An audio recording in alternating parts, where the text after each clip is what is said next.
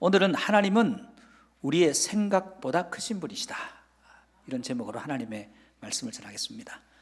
세계적으로 골프사에 아주 중요한 기록을 세웠던 아놀드 파머라는 세계적인 선수가 있어요. 이 선수가 얼마나 1등을 많이 했는지 이 선수를 다른 선수들이 킹, 왕이다 이렇게 지칭합니다. 근데 이 선수가 사우디아라비아에 가서 시범 경기를 한번 했는데 국왕의 인상에 너무 괜찮았나 봐요. 그래서 미국에 있는 이 선수를 골프를 같이 치자고 초청하면서 전용기를 보내서 데려왔어요. 그리고 고급 호텔에 묵으면서 같이 라운딩을 했는데 기분이 좋았는지 왕이 이 선수에게 이렇게 얘기합니다. 내가 선물을 하나 주고 싶다. 뭐든지 말해라. 그랬더니 아주 괜찮다고. 전용기도 보내주셨고 또 호텔에서 이렇게 극진히 대접받았는데 선물은 괜찮다고 했더니 아니다고. 내가 선물을 줘야 당신이 오늘 나와 라운딩 했던 이것과 나를 기억할 거 아니냐. 뭐든지 얘기해라 했더니 마지못해서 그러면 골프채 하나 주세요. 이렇게 소원을 얘기했어요. 그리고 이제 미국으로 갔습니다. 가서 어떤 골프, 국왕이니까 돈도 많다 그러니까 어떤 골프채를 보낼까? 순구로 만든 골프채 보낼까? 거기 이름 적어서, 아니면 보석을 잔뜩 박아서 빛나는 골프채를 보낼까? 그러면서 자기 나름대로 기분이 좋은데 한 주가 지나도 간감한 소식, 두 주가 지나도 간감한 소식, 서너 주가 지났는데 뭐 소식이 없어요. 그 실망하고 있는데 어느 날 달랑 편지 한 장이 딱 왔어요. 못 보낸다고 왔나? 그래서 편지를 딱 열었는데 깜짝 놀랐어요. 골프채가 아니라 미국에 있는 골프 코스의 기증서가 도착한 거예요. 여러분, 이 아놀드 파머가 국왕을 어떻게 생각했습니까? 골프채 정도는 줄 수 있다, 그렇게 생각했지만 골프 코스를 통째로 줄 만한 인물로까지는 보지 않았는 거죠. 여러분, 이 이야기를 통해서 우리가 하나님을 어떻게 생각하는가? 여러분이 하나님을 크게 보면 하나님이 크신 분이고 작게 보면 작은 분인데, 그렇다고 해서 하나님이 작아지는 건 아니고 크게 보면 큰 믿음, 작게 보면 작은 믿음, 하나님을 어떤 시선으로 바라보느냐, 이게 우리의 믿음의 분량을 결정합니다. 아브라함은 하나님의 말씀을 전적으로 믿었어요. 왜냐하면 어떤 하나님 믿었냐면 그분은 나에게 신실하다고 믿었어요. 그분은 나에게 인자하시다는 거예요. 인자와 신실로 나를 대하신다는 거예요. 그러니까 그분이 나를 사랑하면서 나한테 약속한 것을 반드시 이룬다고 믿으니까 그 말씀대로 끝까지 살아갈 수가 있는 겁니다. 참된 신앙이란 것은 하나님을 바르게 아는 것에서부터 출발합니다. 우리는 하나님을 어디서 알아야 될까요? 우리는 하나님을 성경에서 알아야 됩니다. 성경이 말하는 하나님이 어떤 분인가? 성경이 말하는 하나님이 누구시냐? 성경이 말하는 하나님은 우리가 생각하는 것보다 크신 분이고, 그 성경이 말하는 하나님은, 그 하나님은 우리가 미처 헤아릴 수 없을 정도로, 다 이해할 수 없을 정도로 크신 분이라는 거예요. 인간은 하나님을 알되 부분적으로 알아요. 다 모릅니다. 그런데 많이 안다고 착각합니다. 하나님은 어떨까요? 우리를 부분적으로 알까요? 전체로 알까요? 하나님은 우리의 속속들이 모든 것을 아십니다. 여러분이 여러분 자신을 잘 안다고 생각하는데 저도 저 자신의 부분 중에 모르는 부분이 가끔씩 튀어나올 때가 있어요. 그러니까 우리도 사실은 우리 자신에 대해서 잘 모릅니다. 그런데 하나님은 우리의 모든 것을 아세요.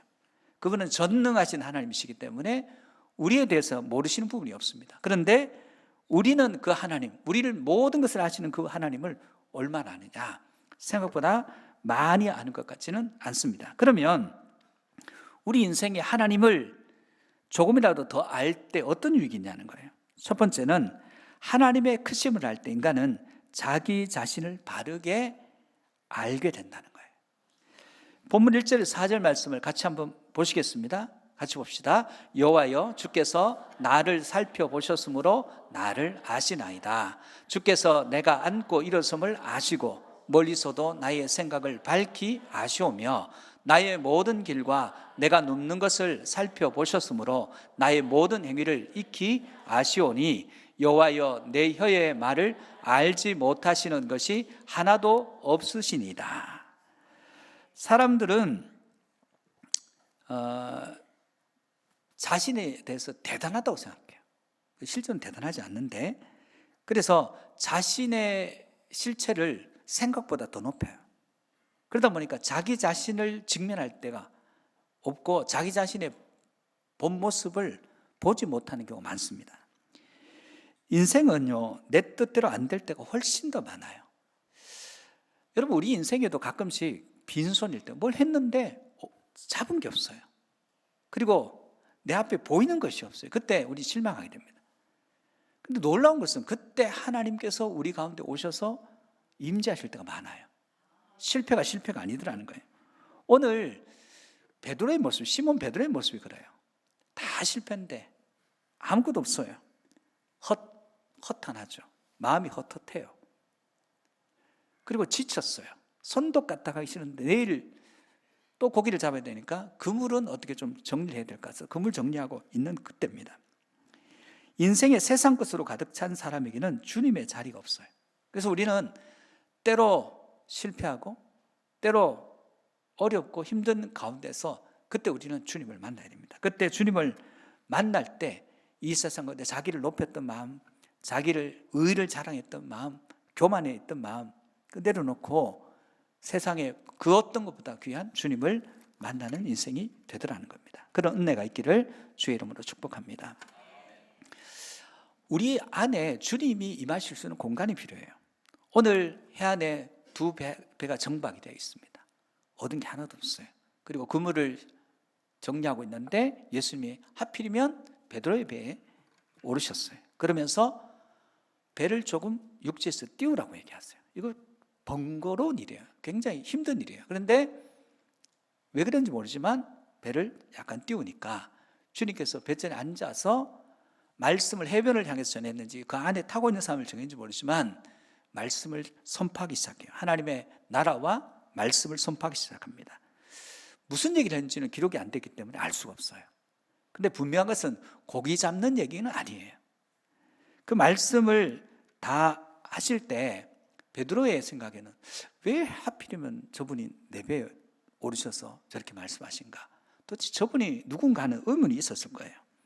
말씀을 마치신 주님께서 베드로에게 시몬에게 이렇게 말씀하세요. 누가복음 5장 4절입니다. 같이 볼까요? 말씀을 마치시고 시몬에게 이르시되 깊은 데로 가서 그물을 내려 고기를 잡으라. 어부의 상식에 깊은 데로 갈 게 아니고 고기는 얕은 데 있어요. 아침입니다. 세마포 그물은 다 보여요. 던지면 다 보이는데 고기가 들어갈 리가 없어요. 근데 이 상식밖에 전문가는 난데 비전문가인 주님께서 말씀하시는데 웬일인지 그날따라 한 번도 순종하는 모습이 아니었던 베드로가 이 말씀에 순종해요. 5장 5절입니다. 같이 봅시다. 시몬이 대답하여 이르되 선생님 우리들이 밤이 새도록 수고하였으되 잡은 것이 없지만은 말씀에 의지하여 내가 그물을 내리이다. 이거 있을 수 없는 일이에요. 말씀 하나만 의지하고 내가 살아온 경험 다 버리고 말씀 하나 붙들고 그물을 내리겠다는 거예요. 그래서 그 결과, 순종했던 결과가 뭐냐면 본문 누가복음 5장 6절 7절 말씀입니다. 또 같이 볼까요? 그렇게 하니 고기를 잡은 것이 심히 많아 그물이 찢어지는지라. 이에 다른 배에 있는 동무들에게 손짓하여 와서 도와달라 하니 그들이 와서 두 배의 체험에 잠기게 되었더라. 베드로 인생에 어부로 살았는데 지금 그물이 찢어지는 것도 처음 경험하고 혼자서 감당이 안 돼가지고 옆에 있는 동료를 불러야 되는 상황도 처음이고, 그리고 실었는데 배가 이 고기 때문에 잠길 지경이 된 것도 처음 경험한 거예요. 자기 전문자인데 저분이 말씀하신 걸 들으면서 뭔가 변화는 있었겠죠. 그리고 순종했겠죠. 그리고 그 말씀을 따랐을 뿐인데 자기 인생에 한 번도 경험하지 못한 것들을 경험합니다. 그때 나 좀 잘할 수 있어. 어부는 내 전문 분야야. 나 이거 잘할 수 있어. 나는 체험이 있어. 기도 내 잘해. 헌신도 잘하고 예배도 잘 드려. 근데 어느 날 내가 하는 것들이 잘한다고 생각했는데 하나님 앞에서 하나님의 은혜를 체험하면 잘하지 못하고 있다는 그걸 깨달을 때가 있어요. 내 실체와 직면할 때가 있어요. 그래서 베드로가 어떻게 고백합니까? 누가복음 5장 8절입니다. 갑자기 이렇게 고백해요. 함께 봅니다. 시몬 베드로가 이를 보고 예수의 무릎 아래에 엎드려 이르되 주여 나를 떠나소서 나는 죄인이로소이다 하니, 무릎 아래에 엎드렸다는 것은 주님이 앉아 계시면 완전히 엎드린 거예요, 바닥에. 그러면서 자기가 죄인이래요. 물고기가 많이 잡힌 거하고 자기가 죄인이라고 무슨 상관이 있어요? 여러분, 하나님을 만나면 인간은 자기 자신이 누구인지 진짜 비로소 알게 돼요. 주님을 만나기 전에는 여러분이 아는 여러분은 실체는 여러분 자신이 아니에요. 하나님을 만남으로 그분이 누구신지를 알게 되는 은혜가 있기를 축복합니다. 누가복음 5장 9절에 10절입니다. 같이 볼까요? 이는 자기 및 자기와 함께 있는 모든 사람이 고기 잡힌 것으로 말미암아 놀라고 세베대의 아들로서 시몬의 동업자인 야고보와 요한도 이렇게 한 이유는 놀란 거예요. 여러분, 하나님을 만남으로 여러분 안에 놀라고 감격하고 감동하는 일이 있기를 주의 이름으로 축복합니다. 베드로는 지금 놀랍습니다. 그래서 누가복음 5장 10절 하반절에서 11절 말씀 같이 볼까요? 시작. 예수께서 시몬에게 이르시되 무서워하지 말라. 이제 후로는 내가 사람을 취하니 하시니 그들이 배들을 육지에 대고 모든 것을 버려두고 예수를 따르리라. 여러분, 지금 고기 잡는 것으로 부르신 게 아니에요. 사람을 건지는 인생으로 부르셨습니다. 베드로는 그 깊은 곳이, 베드로의 깊은 곳은 뭐냐 하면 순종하지 못한 마음의 깊은 곳이에요. 자기 경험을 의지하는 거예요. 여러분, 우리가 하나님 앞에 설 때는 과거의 경험, 체험 다 내려놔야 됩니다. 그리고 오직 하나님 말씀하십시오, 주의 종이 듣겠나이다 하는 순종의 마음이 있어야 돼요. 그때 하나님이 나를 통해서 역사하심으로 나의 실체를 그때 직면하게 되는 것입니다. 여러분, 아직도 내가 누군지, 여러분, 우리가 신앙생활하면 제일 힘든 게 자아가 안 깨진 사람들이에요. 어떤 마음이에요? 낸데, 내가 누군데, 내가 잘하는데, 나는 신앙생활 잘해, 기도 잘해, 예배도 잘 드려, 헌신도 많이 해, 나보다 더 아는 사람이 누가 있나 나와봐. 이런 사람이 제일 힘들어요. 안 깨져요. 말씀에 순종 못해요. 변화가 안 돼요. 여러분, 축복합니다. 오늘 예배드린 여러분이 주님 앞에서 완전히 깨트려지기를 주의 이름으로 축복합니다. 두 번째, 하나님의 크심을 알 때 모든 두려움이 사라진다 그랬어요. 5절 8절 말씀을 같이 보시겠습니다. 주께서 나의 앞뒤를 둘러사시고 내게 안수하셨나이다. 이 지식이 내게 너무 귀하니 높아서 내가 능히 미치지 못하나이다. 내가 주의 영을 떠나 어디로 가며 주의 앞에서 어디로 피하리까? 내가 하늘에 올라갈지라도 거기 계시며 수월에 내 자리를 펼지라도 거기 계시니이다. 여러분, 우리 인간에게는 기본적으로 두려움이 있어요. 이 두려움을 물리치는 첫 번째는 혼자면 두렵습니다. 함께면 안 두려워요. 예전에 산에 호랑이 있을 때는 사람들이 모여서 갔죠. 모여서 가도 저쪽이 호랑이가 더 세요. 근데 혼자 가면 두려운데 같이 가면 덜 두렵대요. 함께, 여러분, 우리에게는 혼자 있다는 고립감을 느낄 때가 많습니다. 두려움은 현대인들의 당면한 공통된 분모예요. 그래서 성경은 계속 두려워 말라 말씀하십니다. 그럼 두려움이 그냥 없어집니까? 이사야 41장 10절 말씀에 두려워하지 말아야 될 이유를 주님께서 말씀하세요. 같이 봅시다. 두려워하지 말라, 내가 너와 함께함이라. 놀라지 말라, 나는 내 하나님이 됨이라. 내가 너를 굳세게 하리라. 참으로 너를 도와주리라. 참으로 나의 의로운 오른손으로 너를 붙들리라. 내가 함께한다, 내가 너 하나님 된다, 도와준다, 붙들어준다. 그러니까 두려워하지 마라. 두려워하지 않는 근거를 우리에게 찾으면 안 됩니다. 하나님께 찾으시기를 주의 이름으로 축복합니다. 두려움의 마음은 이게 나쁜 감정이 아닙니다. 두려움은 기본적으로 있어요. 우리가 두려움을 통해서 생명을 유지하기도 하고 균형 감각을 유지하기도 합니다. 우리가 어떤 것에 느낌에 두려우면 조심하게 돼요. 두렵지 않으면 좌충우돌합니다. 두렵지 않는 아이들은 가운 걸치고 슈퍼맨 하면서 뛰어내려요. 어떻게 될지 모르고. 그러니까 두려움이란 건 있어야 돼요. 엘리사 시절에 열왕기하 6장에 보면 아람이란 나라가 계속 북이스라엘을 쳐들어와서 정복하려고 해요. 그래서 아람 왕이 나아만이 그 나라인데 쳐들어가기 위해서 군사회의를 비밀리에 벙커에서 하고 가면 지키고 있어요. 새벽에 공격하면 새벽에도 지키고 있고 한밤중에 가면 지키고 있어요. 이스라엘 군사들이. 그래서 아람 왕이 처음에 생각하기는 우리 중에 첩자가 있어서 알려주는 간첩이 있다 이 생각했어요. 그랬더니 한신하가 아닙니다 왕이시여, 그게 아니라 엘리사라는 선지자가 있는데 왕이 그냥 어디에 앉아서 생각만 해도 이미 다 압니다. 하나님께서 알려주셔서. 그 정도 했으면 하나님이 계시는구나 포기해야 되는데 그럼 엘리사를 잡아서 죽여야 되겠네. 어딘지 알아봐라. 소재 파악을 해보니까 도단성, 작은 성이 있어요. 군대를 보내서 밤에 포위한 거예요. 물 셀 틈 없이 포위하고 난 뒤에 아침에 엘리사의 성원에 나와보니까 웬걸 엄청난 군대가 성을 포위하고 있습니다. 이제 죽은 목숨이에요. 그래 들어가서 엘리사 얘기합니다. 우리 선생님 우리 죽었습니다. 우리 포위되었습니다. 꼼짝없이 잡혔습니다. 했더니 열왕기하 6장 16절 17절에서 엘리사가 무슨 일을 해요. 16절 17절입니다. 같이 보시겠습니다. 대답하되 두려워하지 말라. 우리와 함께한 자가 그들과 함께한 자보다 많으니라 하고 기도하여 이르되 여호와여 원하건대 그의 눈을 열어서 보게 하옵소서 하니 여호와께서 그 청년의 눈을 여심해 그가 보니 불말과 불병거가 산에 가득하여 엘리사를 둘렀더라. 자, 두려워하지 말라고 한다고 해서 두려움이 없어집니까?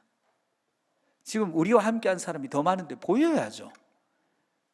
우리 편이 더 많으니까 두려워하지 말라 그러는데 뭐 보여야 두려워하지 않죠. 안 보입니다. 그래서 엘리사가 기도합니다.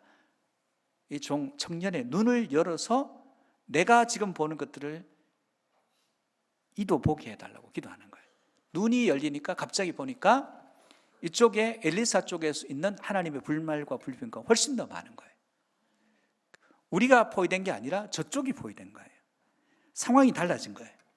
여러분 지금 여기에 구원군이 온 게 아니에요. 성벽이 갑자기 더 높아져서 방어력이 군사력이 더 많아진 게 아니에요. 딱 한 가지입니다. 보니까 두려워하지 않고 못 보니까 두렵다는 거예요. 아람 군대도 보지 못하는 건 똑같아요. 착각하는 거예요. 우리가 이겼다고 생각합니다.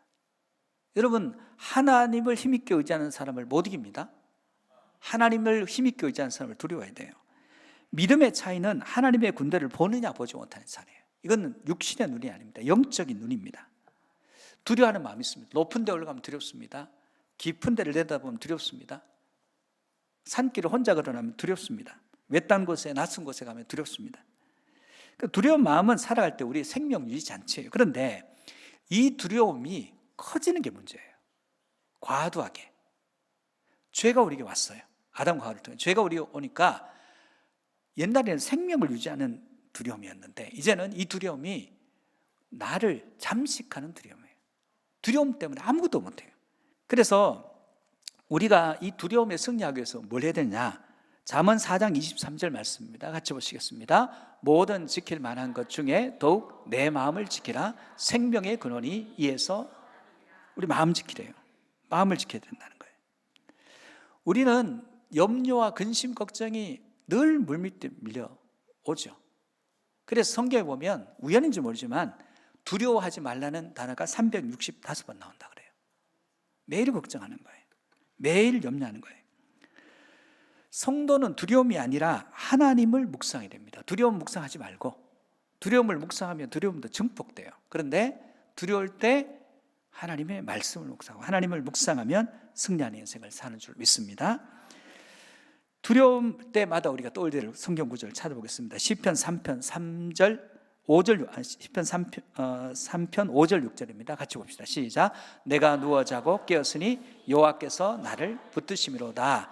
천만인이 나를 애워사 진친다 하여도 나는 두려워하지. 도망자 때인데요. 안 두렵습니다. 하나님 함께 하시니까. 시편 27편 3절입니다. 시편 27편 3절입니다. 같이 봅시다. 시작. 군대가 나를 대적하여 진칠지라도 내 마음이 두렵지 아니하며 전쟁이 일어나 나를 치려할지라도 나는 여전히 전쟁 났는데 안 두렵대요. 태어나대요. 시편 33편 4절이에요. 같이 봅시다. 내가 여호와께 간구하매 내게 응답하시고 내 모든 두려움에서 나를 건지셨도다. 시편 118편 6절입니다. 여호와는 내 편이시니 내가 두려워하지 아니하리니 사람이 내게. 자, 두려움을 극복하는 비결이 뭘까요? 비결은 하나님에 대한 신뢰입니다. 하나님을 신뢰하면 두려움은 내게서 떠나갑니다. 또 한 가지는 하나님이 우리와 함께 한다는 사실을 결코 잊어버리지 마시기를 주 여러분 축복합니다. 이 약속을 주님께서 우리에게 하셨어요. 마태복음 28장 20절 하반절에 봅시다. 볼지어다 내가 세상 끝날까지 너희와 항상 함께 있으리라 하시니라. 하나님과 동행하고 하나님 말씀을 붙들면 여러분의 모든 두려움이 떠나가는 것입니다. 하나님을 묵상하시기를 축복합니다. 세 번째는 하나님의 크심을 알 때 우리는 방황하지 않게 된다는 거예요. 9절 10절입니다. 같이 보시겠습니다. 내가 새벽 날개를 치며 바다 끝에 가서 거주할지라도 거기서도 주의 손이 나를 인도하시며 주의 오른손이 나를 붙드시리이다. 믿음의 여정 가운데 하나님이 나를 인도해 주세요.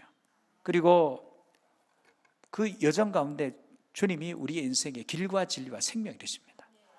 탕자가 아버지 집을 떠났습니다. 방황하는 거예요. 방황해서 결과는 먹을 것도 없어, 주염 열매도 없어요. 근데 언제 방황이 끝납니까? 아버지 집을 기억하고 돌아가야 되겠다 생각하는 순간 방황이 끝이 나게 되다는 거예요. 성도는 가장 중요한 한 가지에 초점을 맞춰야 됩니다. 다윗은 모든 어려움 속에서 언제나 하나님만 바라봐요. 우리가 어려울 때 왜 혼돈이 오냐면 어려움도 붙들고 하나님도 붙들고 왔다 갔다 합니다. 그러면 실패하게 됐습니다. 우리가 하나님의 인도함을 받아야 됩니다. 하나님의 말씀의 인도함을 받아야 됩니다. 오늘 시편 23편 3절 말씀 한번 볼까요? 시작. 내 영혼을 소생시키시고 자기 이름을 위하여 의의 길로. 시편 119편 10절입니다. 주의 말씀은 내 발의 등이요 내 길의 빛이니이다. 신앙에 있어서 우리의 핵심 가치는 언제나 하나님이어야 돼요. 신학적 개념을 하면 우리의 핵심 가치는 예수 그리스도를 묵상하고, 특별히 이 사순절 기간에는 예수 그리스도께서 날 위해 주신 그 모든 일들, 나를 위해서 십자가신 예수 그리스도를 깊이 묵상하고 그분께 초점을 맞출 때 어느 순간 나의 모든 방황도 끝이 나고 모든 두려움도 끝이 나고, 그리고 내가 도대체 누구인지 알게 됩니다. 여러분, 우리가 신앙생활은 하나님은 점점점 커지고 우리는 점점점 작아지는 게 답인데, 신앙생활 하는데 하나님은 점점점 작아지고 나는 점점점 커지면 거꾸로 가는 거예요. 신앙생활 하면 할수록 나는 생각보다 보잘것없고 생각보다 미련하고 생각보다 어리석고, 하나님은 묵상하면 묵상할수록 그분은 나의 힘이시고 능력이시고 산성이시고 피할 바이시고 요새가 되시고, 하나님은 여러분이 무엇을 상상하든 상상하는 그것보다 훨씬 더 크신 분이십니다. 그 크신 분 앞에서 여러분 존재가 작아지는 것이 결코 나쁜 일이 아닙니다. 우리는 점점점 무능의 지경으로 가고 하나님의 전능함은 더 강화되는 인생, 그 삶을 통해서 하나님이 영광을 받으십니다.